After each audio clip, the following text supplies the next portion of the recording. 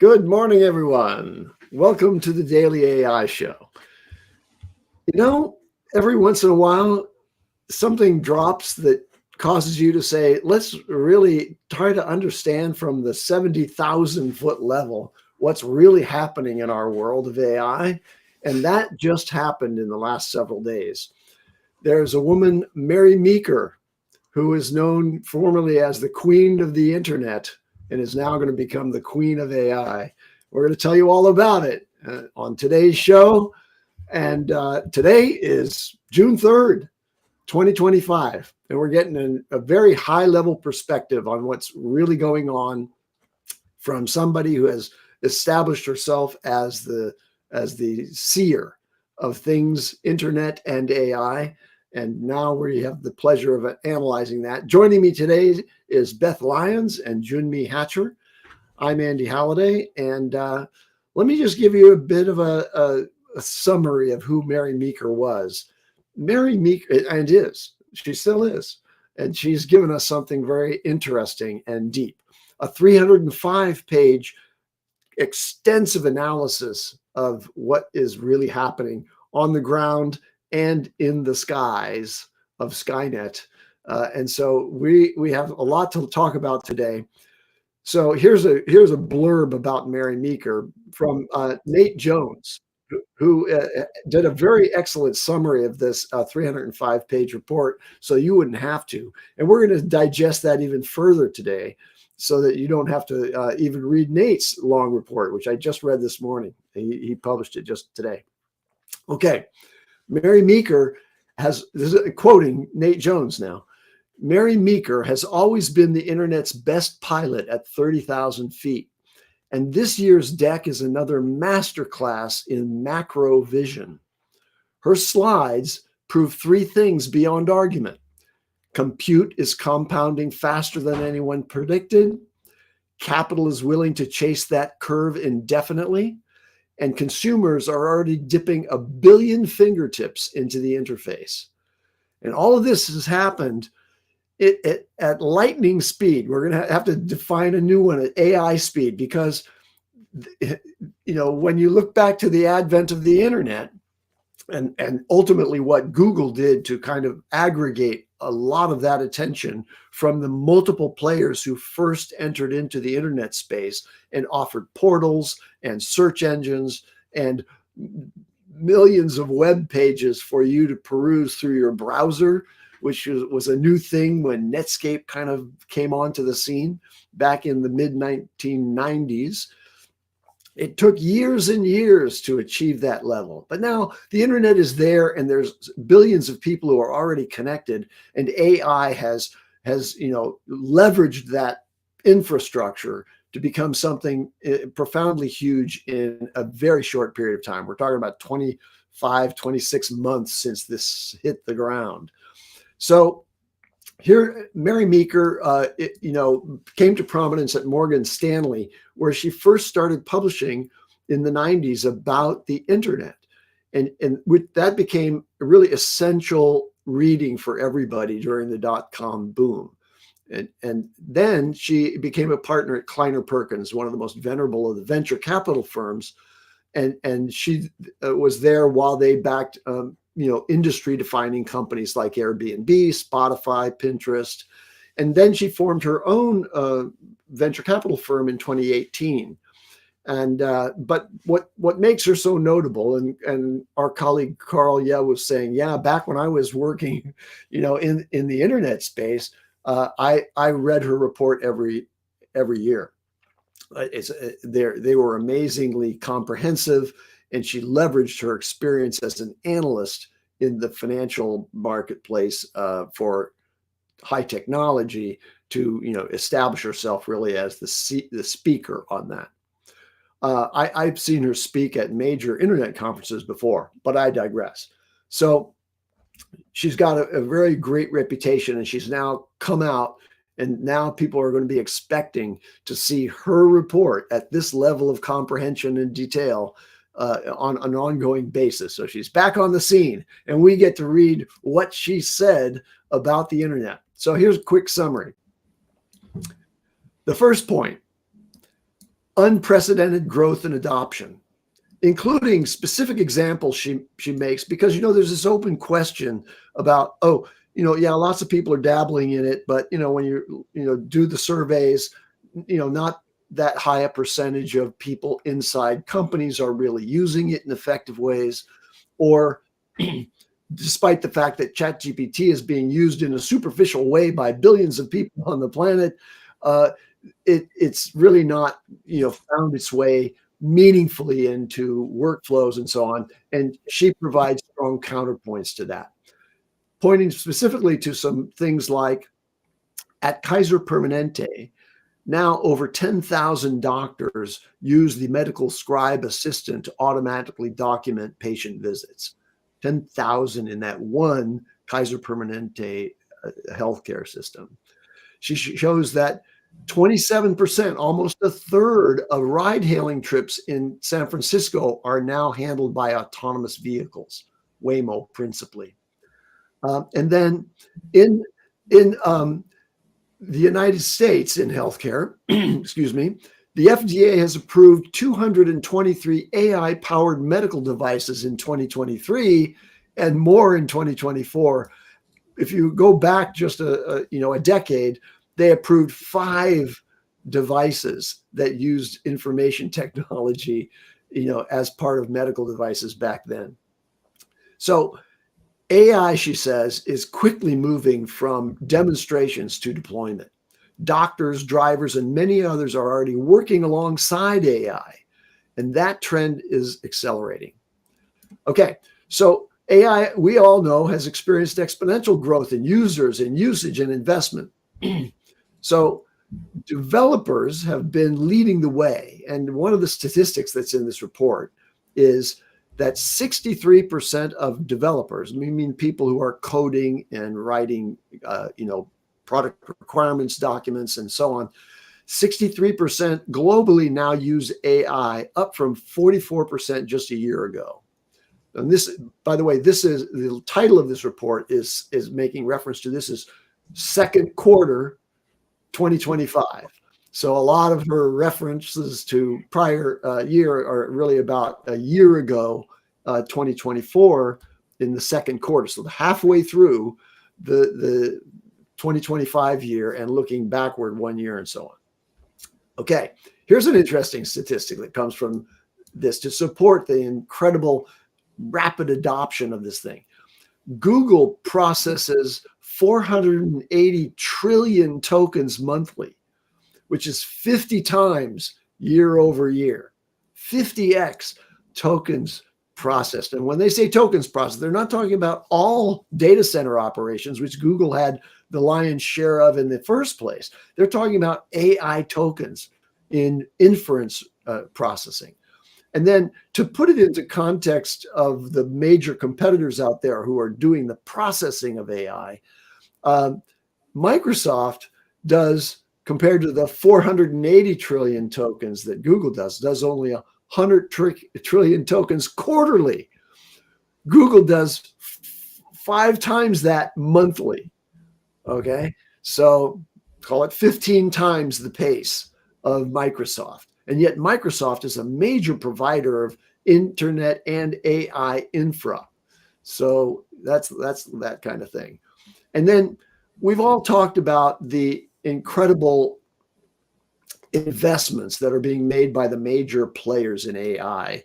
And most of that is going to chips and data centers. Why? Because there's increasing and rapidly growing demand for that inference processing. People are building internet infrastructure, building on internet infrastructure and compounding advances in compute and in algorithms and hardware. Okay, now I've talked quite a bit here just about the incredible growth that's going on here. Let me just jump ahead to some takeaways, because we're then going to talk over the course of the next 30, 45 minutes about each of the areas that she addresses in this 305-page report. But I want to just kind of skip ahead to the takeaways that are major takeaways from this. So the first one is that there's an attitude in this overall report about the importance of this incredible volume of growth and activity, and emphasizes speed over caution. There's a big argument about whether we should slow down. Hey, whoa, this has huge societal implications. And, there are possible misalignment threats. So maybe we should slow down. Her take is far more optimistic and says speed and evidences an attitude of speed over caution. She gives an example that OpenAI's willingness to launch an imperfect and hallucinating product in AI was a practical gamble that really paid off. Think about the incredible number of users of that 800 million weekly active users right now. 800 million active weekly. That's ChatGPT's big payoff in the bet that they put out something that she says the large incumbents like Google couldn't have done because it would damage their reputation too much to put out a product that hallucinated. Not to mention that some of their products did go out nonetheless early and, were embarrassing at the outset. But all of that's kind of washing away. Now, the speed over caution point is there's scant mention of AI's societal downsides here in this report. It's mostly an enthusiastic and optimistic approach to that whole thing. She notes also that in this investment and growth, there's widespread development. It's not concentrated in Silicon Valley. It's happening across the world. And of course, China is demonstrating significant capabilities. And this is leading to not just a concentration in one country that is then providing services to the rest of the world, but rather multiple players out there rapidly adopting and imitating the capabilities of the leading, progressive foundation model builders, and then adding on to those things with incredible capabilities. So widespread development. And then she's very optimistic overall in this report about the impact on learning and education. There are still nonetheless institutions where you're not allowed to use AI, and professors and or teachers in high schools object to the identification and they have means of identifying it with tools and or just obvious, in reading the report that you wrote, that it was done with AI, and there's a lot of pushback on that sort of thing. And instead of echoing those anxieties, Mary Meeker says, cheating and misinformation, that's a distraction. She strikes an optimistic tone. She says, we have likely reached a generational, fast and furious change across education, and this should be the best of times in learning. Yeah, can we dive? I don't know if you've got more, Andy, but can we, like, for the summary? But I definitely want to dive in more to the educational side. Let's go there because that's kind of the end of my opening rant, shall we say? The education. Look, I think Nate Jones did a great job with his Substack summary, which a multi-page summary of a 320-page report. But also, let's not forget bondcap.com. Mary's, I think it's their VC firm that she had launched, also put out a sub report on AI and education, which has some summaries from the larger report, but really does dive in a little bit deeper. And the name of that report, and Beth, I can get you the link to put out to everybody. It's called AI in Universities. It's from Bond, and it was put out July 1st. So also 2 days ago. So I think in line with the larger report.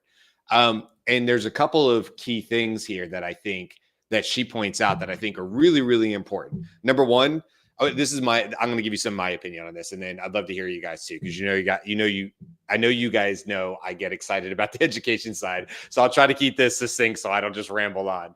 But these are the best of times if universities, high school, middle school if they get on board and understand what the true potential here is. We've talked on this show many, many times about the idea of ever-present tutors, the idea that we might be able to help kids who are outside the fringes. They do not fit in the typical, box of what education is. And how many times have we talked or listened to very prominent adults who have risen to high levels, maybe even president or otherwise, heads of large corporations, who said, I was awful in school. I couldn't do this. I think I was dyslexic, but back in the day, that wasn't identified. I grew up in the 50s or whatever the case is. Nobody was talking about that. Nobody was talking about, anxiety or how bullying was affecting kids and all these different variables that get out there. And what we realize is that there's so many different ways that children are able to learn and are perfectly capable of learning and consuming education and information, and then being able to use that for their life. But it doesn't fit neatly in a box. But we've only really ever had a system where it said, okay, take the mean, take the median, put them in a classroom. The teacher does do their best with limited resources. The teacher is up against the wall the whole time, so they don't have what they need. The school doesn't have the funding in many cases. We have this huge problem, and I'm just talking about the American education system. I can't even speak to it. There's a lot of places around the world that I'm sure are doing this better, but I only know the American system. So now I look at AI and I look what Mary's talking about, and she's saying, look, when it gets, and she's specifically talking about university, so post high school, but she's saying students are going to be voting with their paychecks, their pocketbooks, their money, right? And universities are going to have to respond to that. They're going to have to finally start showing some ROI. Far too long, to me, that our universities have basically been able to give a wishy-washy answer of what this is going to do for the absurd amount of money it costs for your child to now go and get an education. And we know lots of children do that unknowing what they're getting on the back end of it, and they're doing it with a lot of student debt. And so what she is saying is, look, universities better get on board. They better figure out how to make AI part of this, because as we said to our class of 2025, what was that, 2 weeks ago now, on a Monday, when we were talking about like our thoughts for the class of 2025, we know that this is going to change rapidly, even in the last 4 years, but never mind freshmen who are incoming now in the fall and what they're going to see in 4 years when they potentially graduate, again, assuming a typical 4-year education. But I love that what she's saying is, like, universities are going to face a choice: leverage AI to expand reach, partner with industry for compute and data, and double down on signature programs, or risk losing relevance and revenue. Mary offers a checklist that covers ROI, research velocity, teacher quality, and industry links. And I think this is a big point. A lot of what I saw in the report and what Nate suggested on, I felt was, yep, that's obvious to me. To me, I felt like, yep, this is just reconfirming what I already feel. But I did love that she took the time to put the information into education, because I just don't think a lot of people are paying as much attention to how that's going to rapidly change. And if you've got students, if you've got children that are getting close to that university age, this is something you need to be paying more attention to probably to anything else, because it could directly affect how your child is able to have a job and hold a job in the future. It's huge. Excellent points. It reminds me that while we have heard plenty of news stories about the negative consequences of hallucination in AI generated content in education, about the misinformation that results, and importantly around cheating or missing the opportunity to actually generate something yourself by interacting with AI. Simultaneously, we see incredible results from the Harvard study and from some studies abroad, where just implementing the simple accessibility of an AI tutor, something to actually interact with conversationally, dramatically accelerates the learning and the retention for students. So there's huge benefits to come from the incorporation of AI in education. 100%. Yeah, but slight pushback here, because those are headline statements. It hugely accelerates and also decelerates depending on how you're using it. Education is based on an experience of struggle, of synthesis, those kinds of things. AI by nature in these contexts wants to be helpful, right? Will you help me? Will you just tell me what the thing is? AI will generally be delighted to help you, and that is robbing you of your education. So while we're talking about this, I just want to be clear I that disagree. there are places. Uh, uh, okay. I disagree because here's what I'd say to that, Beth. That is true if you use ChatGPT in as it is to be helpful to just answer questions. What I would push back against is yes, if your intent is to shoehorn AI into the current education system, it's going to prove the wrong things. It's just going to help people get to answers faster. There won't be synthesis. There won't be doing projects and real life based things. I agree with you that AI can shortchange that experience. But what I would push back to say is, yeah, we definitely should not be figuring out how to just throw AI on top of education as if it was a calculator. That's not the answer here because that just does shortchange and doesn't give them the experience. But why don't we just look like the way it was in co-intelligence, the way Ethan Malik talks about it, which is, hey, I think this entire thing needs to flip. And if you're walking into a classroom, it should be about experiences, not what AI can shortchange and give you the answer to. You have time at home to use O3 to do deep research, to come up with new novel ideas. When you get in the classroom, now is the time to apply this. And that does require quite a bit of a swap of the way things are done today, where it's come into class, the teacher will tell you what you need to know. You do rote memorization, figure out how to pass the test, and yada yada, you get an A. Hey, great, you're ready for life. You got lots of A's, and we know that doesn't work. That So is I understand what literally you're the saying. I nuance. just think there's a swap here. You don't disagree with me. That is literally the nuance that I'm talking about, right? It depends how you apply it. Well, you were saying, I guess you're saying it's going to, okay, fair enough. You were saying it's going to slow it down if it's applied currently without changing the education structure. If Everyone it's can get a applied, it would better slow down. everyone can get a better education if you just give them an AI tutor. That is not enough. That is not a sufficient statement for how to get a better education with an AI tutor. That's my point. This is a Okay. nuanced discussion. So I want to correct your phrasing. Yes, what you said is true. If getting a better education is as simple as providing an AI tutor, that I think we could argue against and dismiss.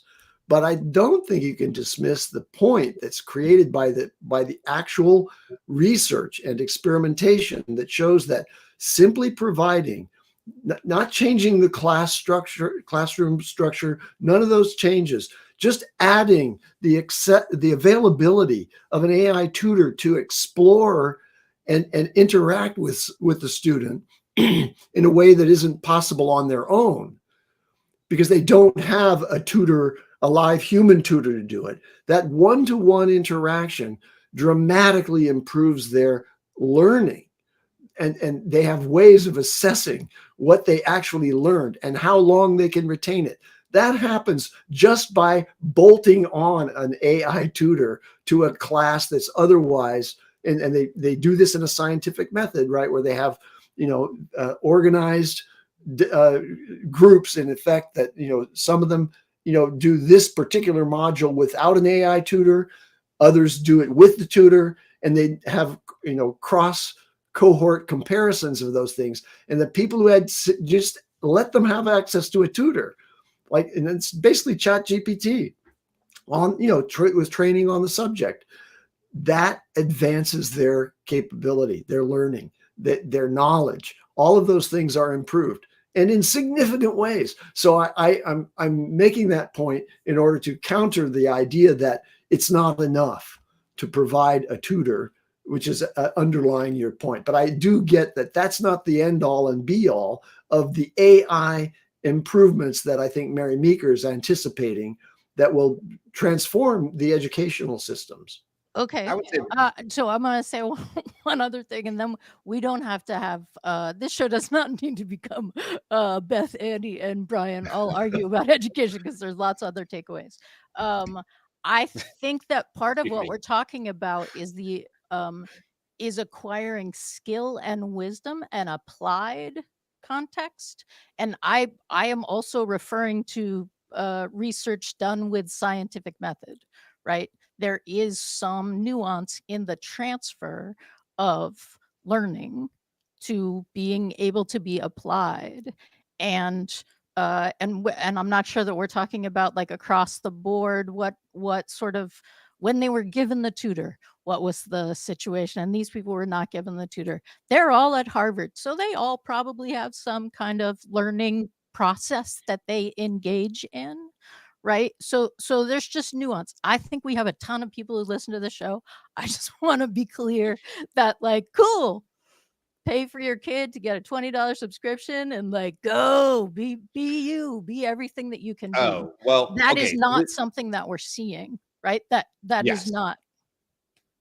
Yeah, I agree with that, Beth. I think a solid point. I think what I would say is, I know I get passionate about this too when it comes to education. Clearly, I said that at the beginning. What I would say is this: equity is my biggest fear, not what AI can do or not do. It's equity across the board. What I really fear is that there are going to be universities who figure this out. They are going to be universities who decide that they want to have ROI and they want to prove it. They're going to come to parents like me. I have a 14-year-old. She's not ready for college yet, but she will be. So in the next 4 years, these are going to be pretty critical. Let's even say the next 2-3 years, once she starts getting to PSAT and SATs. Again, United States rules here. But what if I had a university that said, hey, Brian, we would love to have your daughter. We'd like to bring her on a partial scholarship or whatever, or not.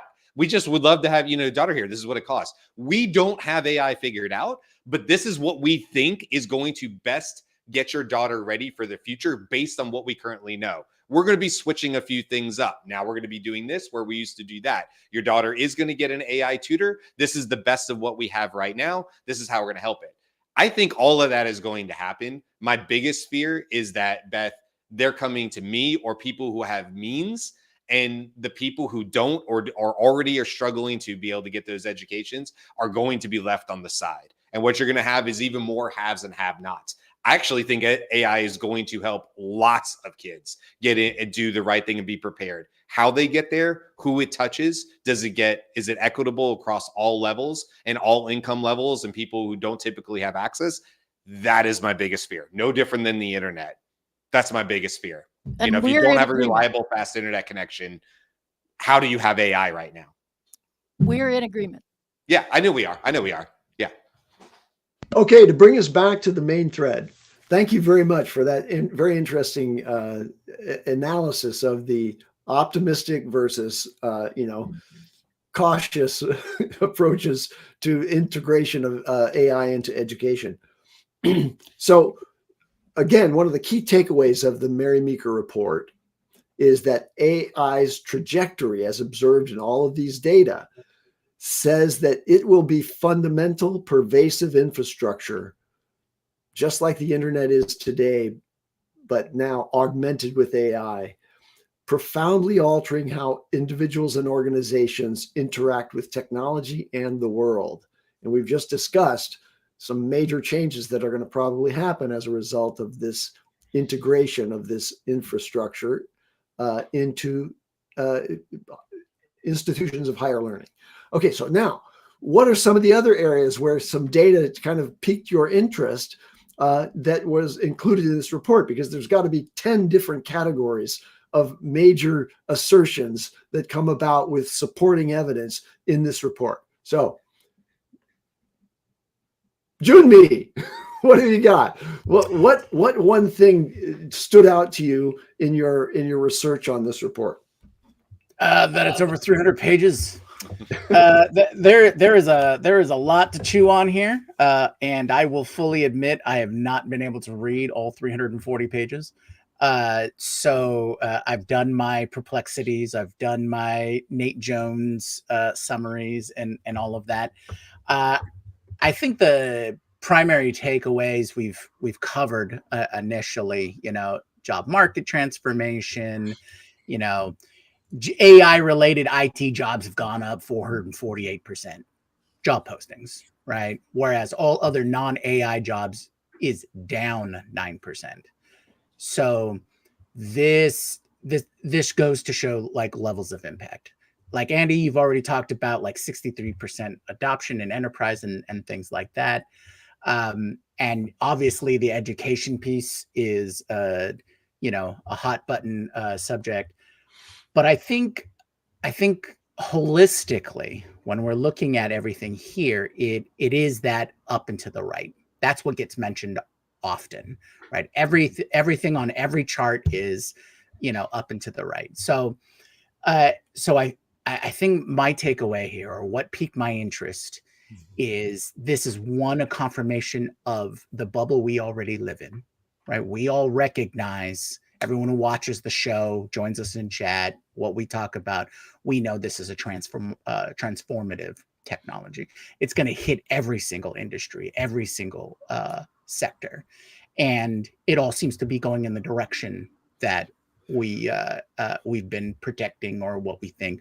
So there's a lot of vindication, validation kind of stuff going on there. But so I guess beyond that, that's my biggest take. Now, what are the kind of things that we can draw from it to inform us of what's coming up, right? So there's some in there into the report about what we're going to see in the future, and that's some of the calls that I find interesting as well. So like 2030 seems to be another big mile marker. So 5 years from now, right? Mary's seeing things like, you know, where we will be in terms of adoption. Pretty much everything will have AI in it. Every device that we use, every touch point that we have. And the other interesting takeaway is the assessment that we will be closer to, but not an actual call of when we have achieved AGI. But that's looking for 2035, which, if we're looking at what we're seeing in the, you know, people making statements from, you know, people who are high up in these AI directed organizations are all saying things like, oh, maybe 2027, right? Maybe just a couple of years down the line. And these kinds of predictions. And we know that you got to take a grain of salt with each of these, because they live in their own bubbles, and they're in a more unique position to see what they think their product or their influence is going to reach there. But I found that the call for 2035 is pretty far out there compared to what everybody else is. Andy, were you saying something? I can't hear you. I'm sorry. Oh, I'm sorry. I wanted to just put into perspective this idea of, 5 years from now. The pace of advancement in AI is accelerating, not slowing down. Right. And think back to what ChatGPT was with GPT-3 and GPT 3.5 in November of 2022 and December and then January, and then where we are today with agents like GenSpark, Manus, and Flowwith. That's the expression of the highest order of combination capabilities in AI, and how distinctly advanced that is, and how much faster and cheaper it is today, just 2+ years later. And we're talking about twice that time between now and 2030, and all of the things that can happen with major advances that are happening every week. We hear a new way of advancing beyond the transformer, or tweaking the transformer in certain ways to make it more capable of reasoning with greater memory and greater context.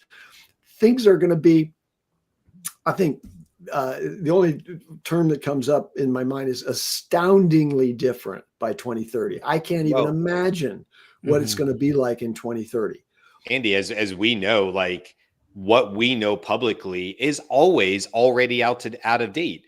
By the time it becomes considered publicly safe, depending on the client, the company, and whether it's Anthropic or others or whatever. But all you have to do is listen to what Dario is out there saying, the CEO of Anthropic, or others. There was a great one from the CEO, I can't think of his name, of Microsoft, and others, right? Not just them.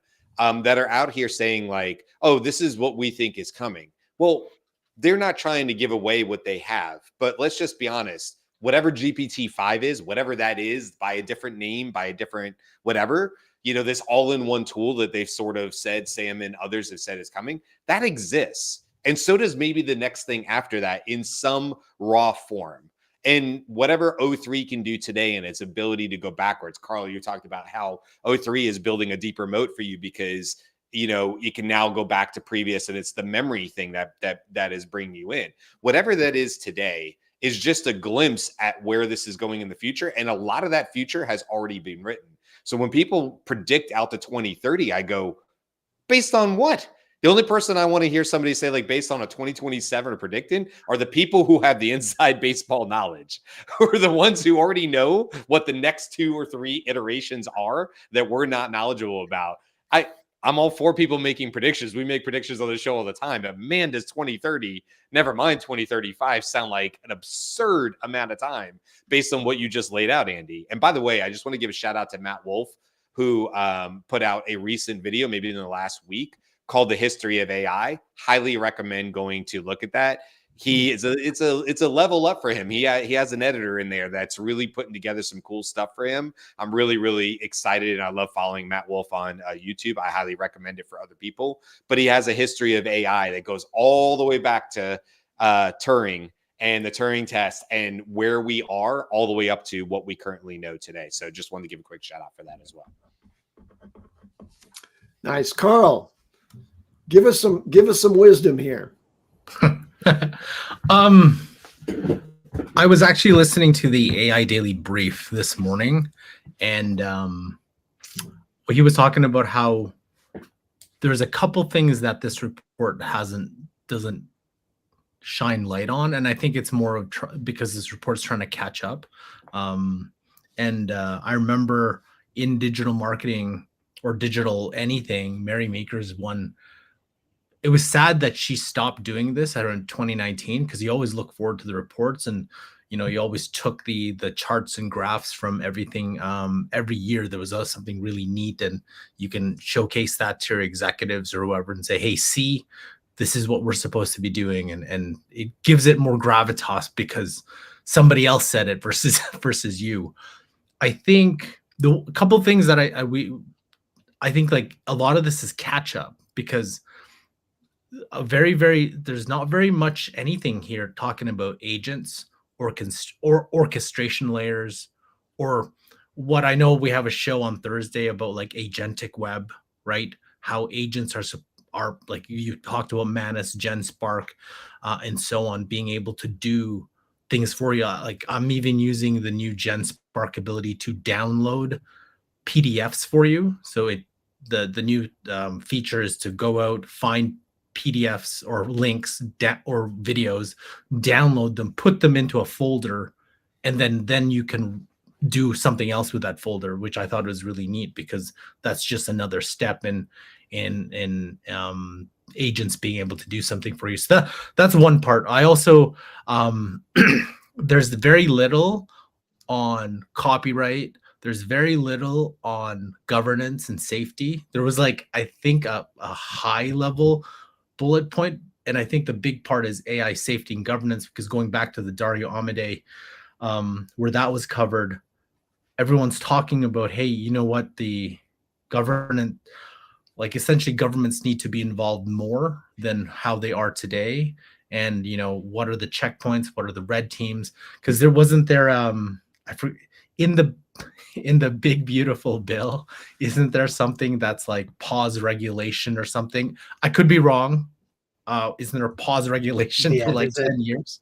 10-year pause on any regulation at the state level. Yeah. So I have a feeling that will pass. Like, I don't think if you're able to fire the head of the copyright office whenever a report you disagree with, I feel that will pass. So which means, what does that mean from a governance perspective and safety? So there's that missing, I think. And then also examples were large language models, image models, but I think like video and audio was barely touched on. And I think that's even more important. especially the audio side, where it's such an undervalued um, um, like use. So, for example, yesterday, after our game, I played our teammates. One of my teammates, he's a police officer, and I was just showing him the tool Whisperflow, and the ability for him to do his reports without typing. It's like, my God, I can save how many hours? I can just do that. And then being able to take witness testimonies, or let's say in a scene or an accident or whatever, instead of you just writing all this down or taking notes, and like people are in a panic, or they're something bad just happened to them and they're just talking a mile a minute. All the person now has to do is just sit there and just record without taking notes in whatever language, and they can take that, and 6 of them, like, because there's usually 6 officers at a whatever scene, if they can take all the reports, put that together using just voice and audio, the implications of that for that team, for that scene is so much greater. So I think that's what's a little bit missing too. So some of that, like, I was just looking at, like, what are some things that we know are coming very quickly that this report didn't have, which I thought it was trying to catch up to the last 3 years. That it would probably be 600 slides if it included some of those things. And the last piece is the environmental footprint too, like that piece, right? And what is the environmental impact of all these new things, like the inference costs and the data centers becoming. So some of that has been missed too, but you can't put everything in the report. Well, that's a good point, because I mean, this is definitely from the context of who's making it, right?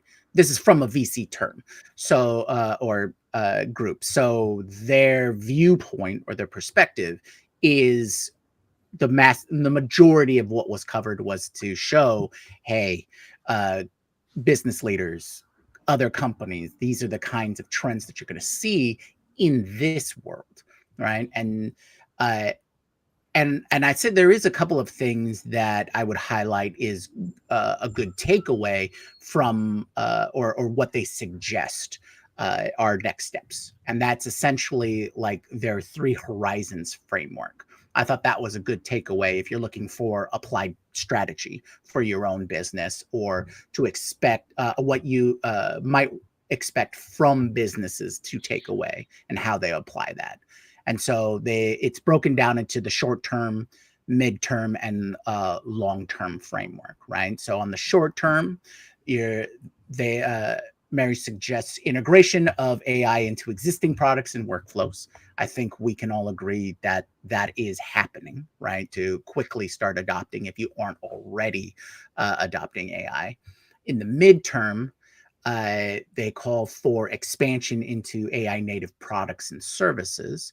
So if you aren't already building new products, or your product doesn't have an AI native approach, that's something to look at for your midterm goals. And finally, the long-term goals is making bets on transformative technologies, including AGI, right? This is high risk, high reward research and development, and those kinds of things that are long-term plays. So these are all things I think we've already recognized these companies are starting to do, especially the long term.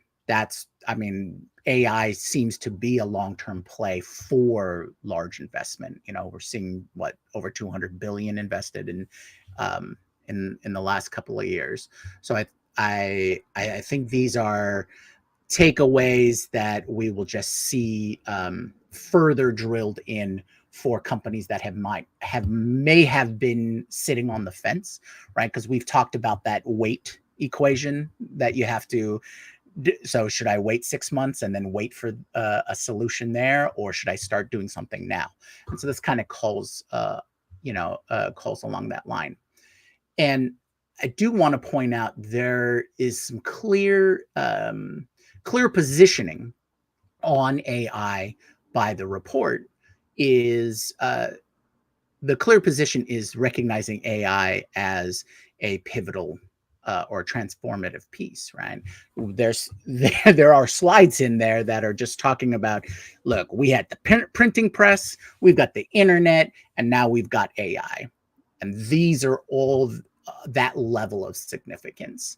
And so moving forward from there, this does kind of speak to what Carl was saying is a little bit of catch up, but these are the kinds of reports that anyone who doesn't know anything about AI or isn't living AI as it evolves, and who are leaders in various organizations, various companies of various sizes, and are just looking for the thing that's going to prove it to them. I think that's the main purpose or takeaway we can get from this report is, yes, move forward. Here are some instructions and strategy to work with. Yeah, thank you. I wanted to speak to Carl's point about agents. I think there was something in the report about that being the next phase, the rise of AI agents and shifting the interface for humans from messaging to action. So like, there's this transition from I'm asking a question or in the most rudimentary form, I'm doing a Google search type query and giving it to an AI for its AI generated response. That's messaging, but we're going to soon find our way to giving compute with action capability instructions. Like, here's what I want you to do. And it's going to do something rather than just tell you about it. So that transition, I think, is referenced in the paper. I'm not sure exactly where. I, like many of us, did not read 305 pages of the report. Instead, leaned on Nate's summary and also Notebook LM, ultimately generating a podcast type exchange, grabbing the transcript of that and having ChatGPT do a summary of that. So there's lots of ways to digest these things quickly when you hear about them 2 days ago, and then you're going to do a show about them. So there's a lot of AI behind the scenes here helping us give you an overview of this incredibly deep research, which I believe, and the report itself must have, given her optimistic and AI forward views, it included lots of AI in the collection of the data and the generation of these reports. I wanted to, yeah, yeah, go let ahead, me just Beth. jump in there because one of the like so important pieces of this is that this is data based, right? So a lot of what we have been saying is we see the trends, it makes sense. We're seeing small reports, but this is like a vast window into everything, but it's like chock full of data. Right. So it's not, I have a gut feeling this is happening. No, we're seeing this. We're seeing a pattern. These are the calculations. This is where the research came from. And that just grounds the conversation so fully.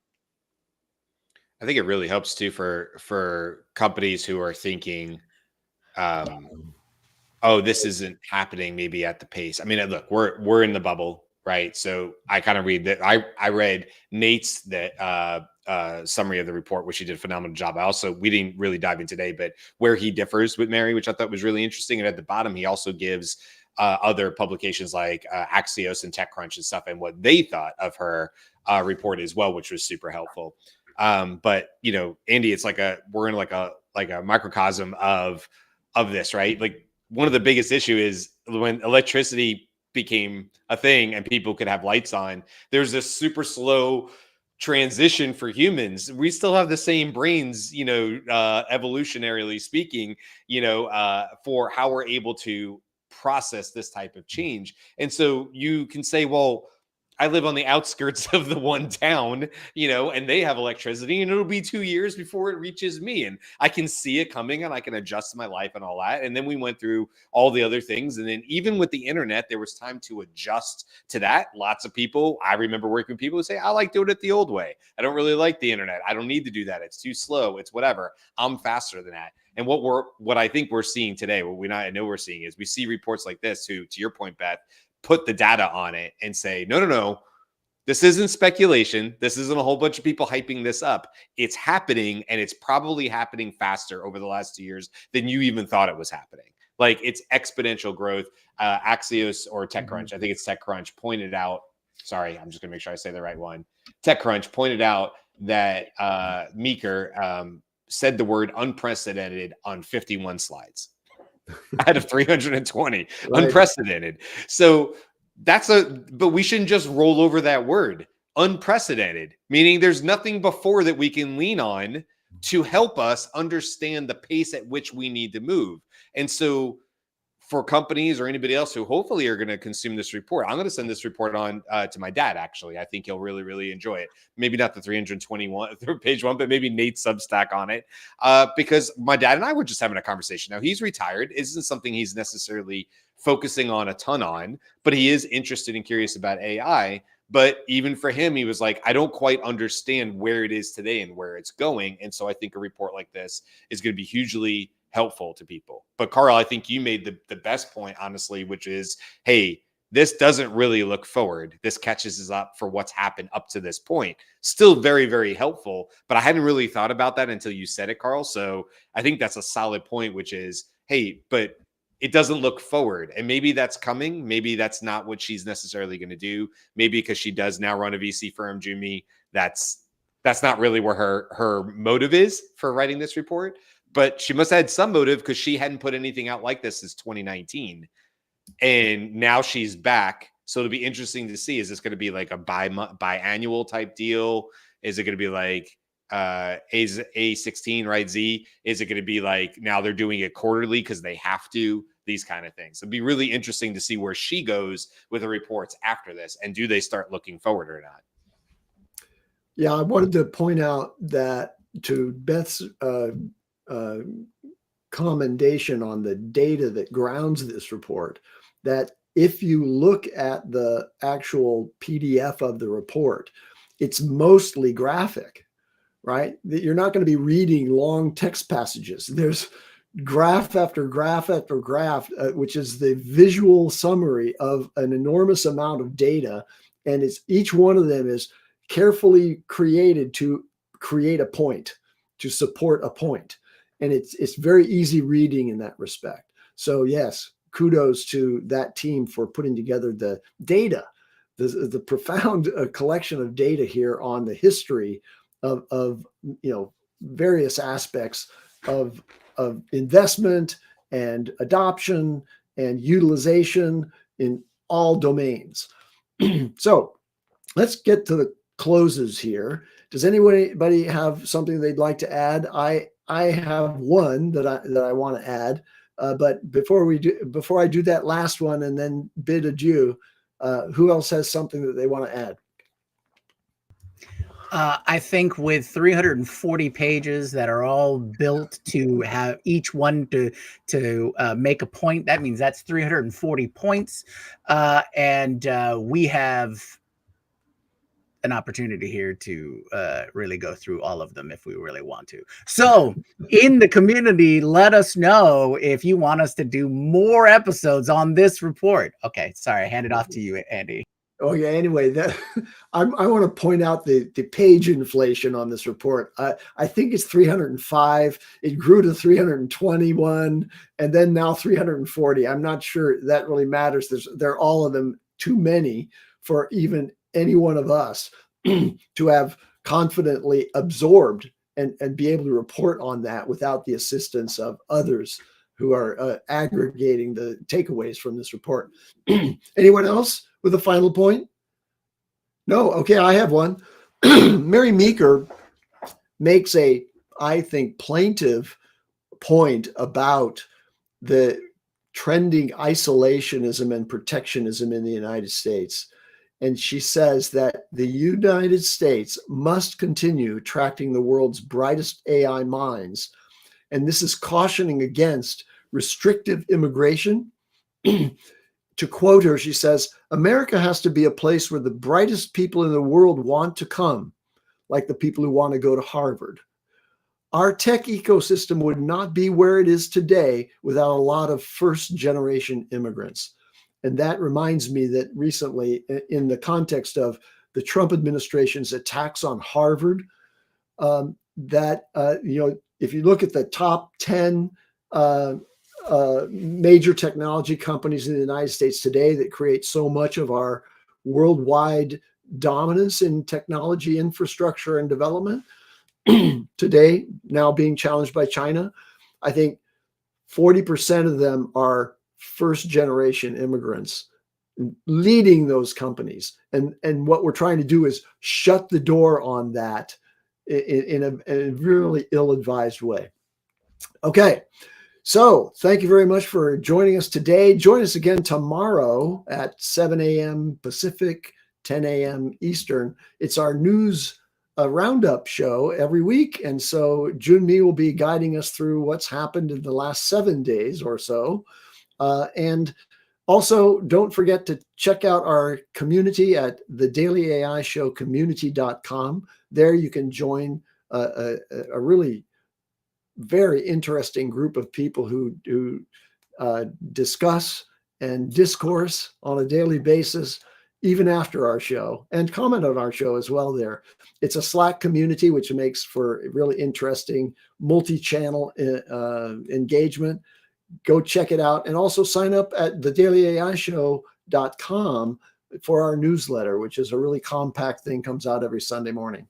All right. Thanks for watching, listening. If you're on Spotify, or you can actually watch video on Spotify now too. That's it for today's show, June 3rd. The Daily AI Show is ending, and I'm not sure how to end it. But anyway, it's over to Junmi. Aloha.